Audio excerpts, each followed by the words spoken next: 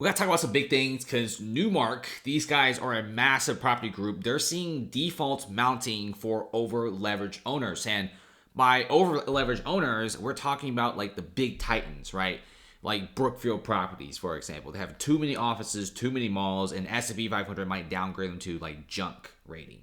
And then you got like the smaller guys, like in the Airbnb industry. They have like a bunch of Miami condos, for example, that they bought during the pandemic. But now, like, there's so much competition in the Airbnb market.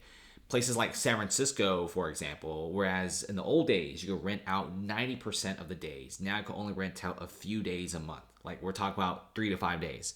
So it's pretty bad, and we're actually seeing this situation unfold in the whole entire United States, and not just here, but around the world. You got a high interest rate environment. You got an environment where people really over leveraged in the pandemic, because like during the pandemic, 0% rates.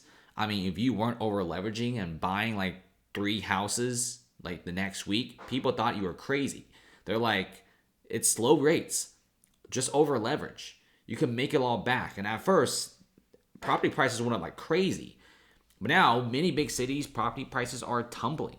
We're seeing rents going down. We're seeing property owners who used to have like 5 houses that they're renting out, making a bunch of money. Now rents are going down, interest rates are going up, property prices are down. They're freaking out. And we're seeing record amounts of defaults. Not great news at all. If you check out this rental market tracker by Redfn, asking rents fall 2% in the West, but rise 5% in the Northeast and Midwest. This really isn't that surprising, but overall, like rents nationwide dropped by 1%. Now the Midwest is very hot. If you go to places like, Cincinnati, for example, it's fantastic, right?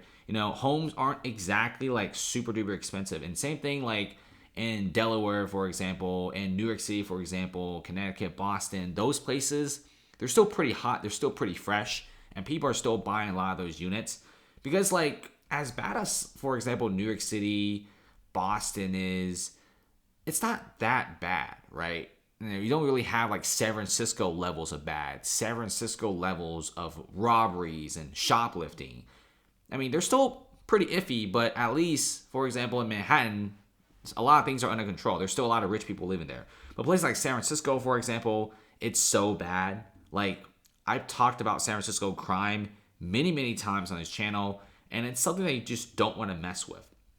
If you go to a place like Sacramento, crazy high crime, right? And go up, you go to like Portland, it's even worse. Portland, people are saying that it's so bad, even the Nike store is closing down. Like, come on. It has to be really bad for a situation like that to happen.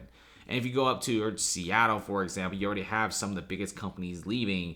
In fact, you're actually seeing declines in price for Seattle real estate. And same thing is happening in places like Los Angeles, right? You have downtown being filled with homeless encampments, and many people are just leaving California. California's population in the first time in its history actually stagnated, and several cities actually declined in people, which is causing rents to drop like a rock. And we see a lot of investments were placed in the West, but now a lot of these investments are completely terrible.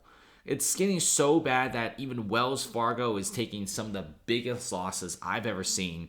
And Wells Fargo bought this skyscraper here in San Francisco. And it's not about like the sell price that's really disturbing. It's about like 2 decades of price appreciation and you still lose money. It's this building right here. It's a very nice building, 550 California Street. I don't see anything wrong with the building. There's even parking.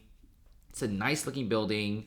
Yes, it's decades old, but in pristine condition, in a very good location as well, where all the businesses are at. And this is actually one of the last places in San Francisco where like you wouldn't really see that many homeless encampments or drug use. And guess what happened to Wells Fargo? They took a $60 million loss on this tower, but they spent a little over $100 million back in 2005 when they bought this. And you're telling me after 2 decades of price appreciation, you still sold it for like a 60% loss? That's some scary stuff, because $100 million back in 2005 is worth so much more than it is now. With all the money printing and the crazy inflation, I really do think, hey, the real estate market is completely toast. And we're actually seeing some pretty crazy price cuts as well, like whole skyscrapers in San Francisco getting half price off, and it's not even an office, it's like a residential building. Like the Nema building is already receiving half price off, right? Apparently, one of the banks gave him like a $280 million valuation when it's supposed to be like $500 million. This is supposed to be a high-end apartment complex next to some of the biggest companies in the world with Elon Musk's X right next door. So building like these in such good business locations are falling in price, and just shows you that this high interest rate market is destroying the market, right? And if you look at Oakland, for example, rents plunge 7.2%, and it's surpassing the national average drop. We're seeing extremely high vacancies, and we're also seeing extremely big prices that are decreasing. So what's happening in some big cities in the West is you have, one, population isn't going up, or population is slowly declining because places like Texas, the Midwest, and Florida is grabbing a lot of these people. And then two, you have over construction. Construction is just recently wrapping up, and many of the big construction projects were started during the pandemic or like in 2021, and they just recently finished up, and they have like a bunch of these apartments. And then lastly, you have this big thing happening in the West Coast, which is big government support for office to residential conversion, which is causing even more units to flood the market. And this is causing another big drop. And the reason why Oakland rents went down is because if you look at the Oakland map, you see like a crap ton of new construction. Like, I'm not even joking. We're seeing new construction on new construction, and it's something that you don't really want to see, especially when you're like a landlord there.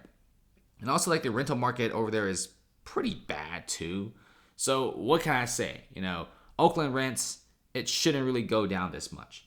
Oakland, by far, despite how bad it is, it used to have a lot of companies because it's close proximity to San Francisco, but now vacancies for offices up to 40%.